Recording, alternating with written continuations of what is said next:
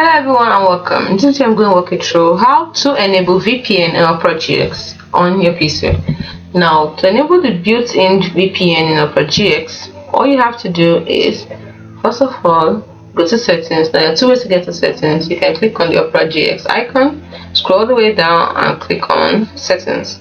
Now this is actually three ways, or you can just use alternate plus the P keys, or you can also go to the sidebar, click on the gear icon, and then you're here. The next, once you've gotten to settings, click on privacy and security, and then you scroll all the way down and click on advanced. Then scroll down to see VPN. Click on enable the VPN. Now VPN connects by servers around the world, so connection speed and some web pages or services might be affected.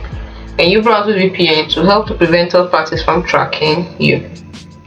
You can also try the VPN Pro, online VPN Pro, to keep your device safe and secure.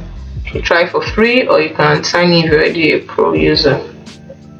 Now, you must note that once you've enabled the VPN badge will appear in the address bar. You can click on this badge to see the VPN status and choose your virtual location.